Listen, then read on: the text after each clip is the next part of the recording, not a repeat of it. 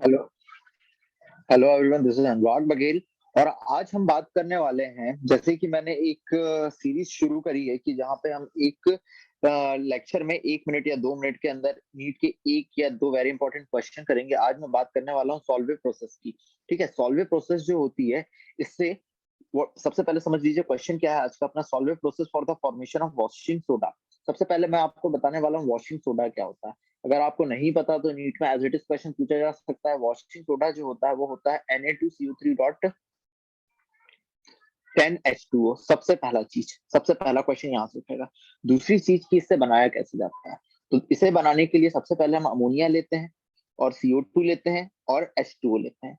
जब अमोनिया पे CO2 और H2O पास की जाती है तो सबसे पहले अमोनियम कार्बोनेट का फॉर्मेशन होता है। किसका फॉर्मेशन होता है? अमोनियम कार्बोनेट का।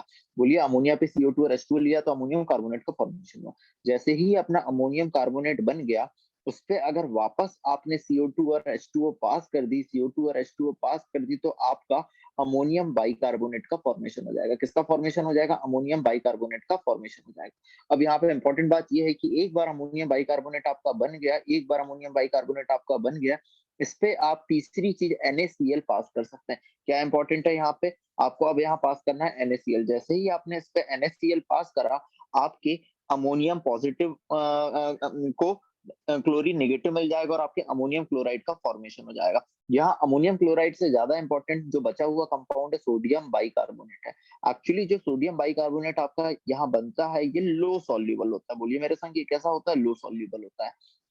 जैसे जब आप चाय बनाते हैं, चाय बनाने के बाद जो चाय पत्ती बच जाती है, चाय पत्ती बच जाती है उसे छान के निकालते हैं ना, उसी तरीके से अगर ये लो सॉल्युबल है तो आपने इसे निकाल लिया। और अगर इसे लो सॉल्युबल है, इसे निकाल लिया आपने, और जब इसका डिसोसिएशन करा तो ये Na2CO3 देगा अपना, और क्या दे देगा? CO2 दे देगा और H2O दे देगा। इस तरीके से आप अमोनियम कार्बोनेट का फॉर्मेशन कर सकते हैं। ये पहला क्वेश्चन कि आपकी सॉल्वे प्रोसेस क्या है। तो यहाँ हमने क्या सीखा? सबसे पहले हमने सीखा कि सॉल्वे प्रोसेस क्या है। लेकिन दूसरा क्वेश्चन जो यहाँ पे पूछा जा सकता है कि भैया, जैसे आप सॉल्वे प्रोसेस से Na2CO3 बना सकते हैं, Na2CO3 बना सकते हैं, वैसे ही K2CO3 क्यों नहीं बना सकते? K2CO3 क्यों नहीं बना सकते? तो मैं आंसर ये दे रहा हूं। When we when we are going to try we are going to try we are going to form K2CO3 KH KHCO3 will be formed as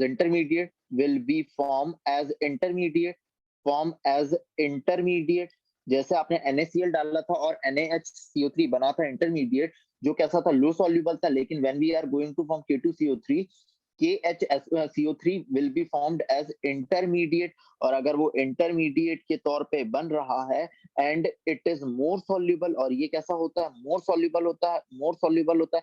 अगर मोर सॉल्युबल है तो आप इसे छान के अलग ही नहीं कर सकते। मोर सॉल्युबल है तो इसे छान के अलग ही नहीं कर सकते। That's why that's why we can not form we can not form K2CO3 by Solvay process. तो इस तरीके के क्वेश्चन हम कर सकते हैं। ये क्वेश्चन नीट के लिए काफी ज्यादा इंपॉर्टेंट हो सकता है। इसी तरीके के कॉन्सेप्ट और वन क्वेश्चन और वन कॉन्सेप्ट की सीरीज में जुड़े रहिए मेरे साथ। Thank you so much.